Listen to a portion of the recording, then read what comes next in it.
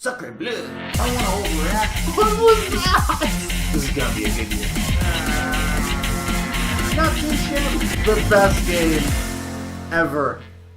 Hello and welcome to Hawks Recap. Game 34 has concluded for the Hawks as they lose to the Jets again.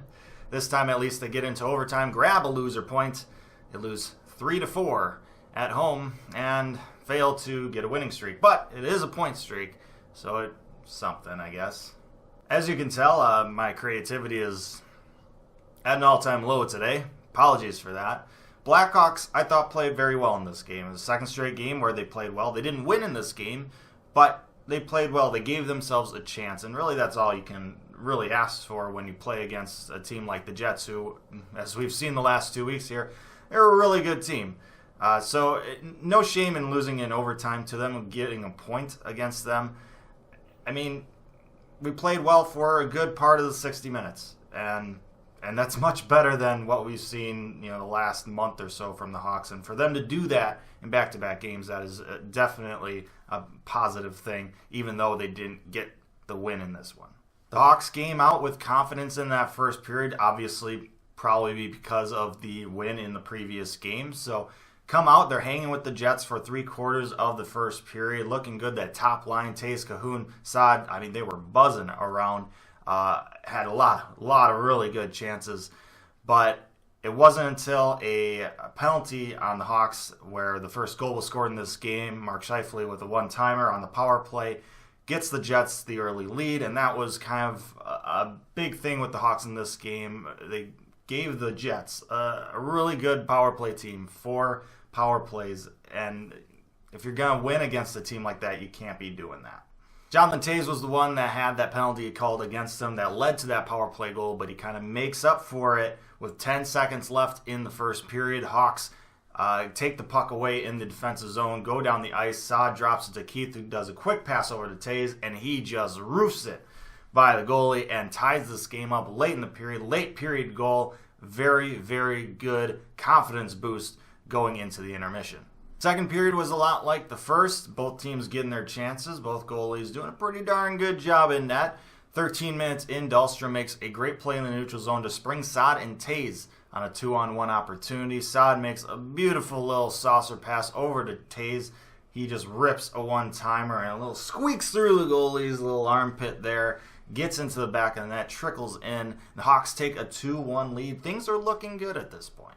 About 3 minutes after that, Hawks have the puck in the defensive zone. They have a chance to get it out of the zone. And if they do that, they actually have a chance of catching the Jets on a bad change and maybe getting a little odd man rush going, but they can't get it out. And the puck finds Line A, and he just goes to work. Just a wicked snipe from him past Crawford, and this game is tied. Blackhawks would have a power play late in the second period, but unfortunately they turn the puck over at the very end of that power play, which means Matthew Perreault coming out of the box is behind the defense. He gets an outlet pass, he has a breakaway, and he beats Crawford with 17 seconds left to go in the period to put the Jets up 3-2 going into the third. That's the kind of goal that just stinks. It's just kind of an unfortunate situation. The other team takes advantage of that opportunity, but you find yourself up a goal, late in the second period, and you're doing well in this game, and then all of a sudden 2 quick goals like that at the end of the period, and you're down a goal now going into the third. Morale definitely takes a hit from that, and somehow you got to find a way to bounce back and try and tie this game back up.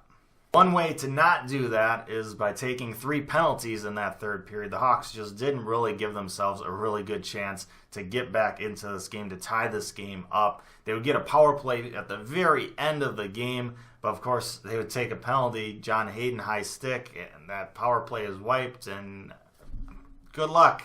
But with the first period getting a late goal from Taze, the second period getting a late goal from Perreault, it only made sense that the third period would also have a late goal. And with 7 seconds left, the Blackhawks find a way. They get the puck in the zone, they get control of it. Keith to Gustafsson, who just rips a slap shot at the blue line, blows it by the goalie, who I don't think ever saw it because of a double screen by his own guys. And the Hawks tie this game up and send it into overtime and get at least 1 point. The Jets would score 50 seconds into overtime, so the ending of this script could use some work. Falls a little flat. Last 2 games for the Hawks, much better, right? 3 out of 4 points, can't argue with that. But the effort's been there, and the effort's been there for a full 60 minutes. That's really kind of been the difference, right? It seems like they're coming out of the gate firing, and they're just working hard. And it's showing, right? They're competitive. They're not getting behind the 8 ball early. Are they still making mistakes, defensive mistakes? Yes, of course they are, but they're more like sporadic mistakes. It's not just all concentrated, at the beginning, and they find themselves down 3 goals early.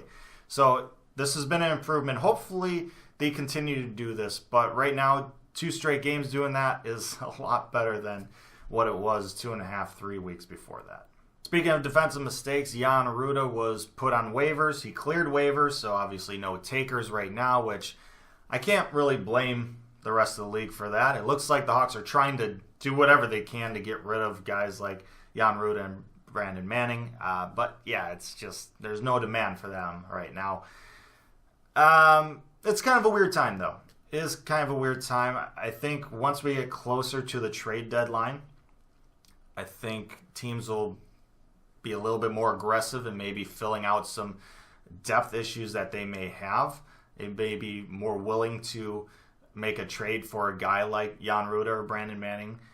But right now, yeah, there's just no demand. And you never know. Injuries can happen, and that can create opportunities for teams to want to trade for one of our guys. We'll see what happens. It's not the end of the world that he didn't get claimed or whatever. There's still time. There's still time. But yeah, it seems like management's really trying to undo some mistakes.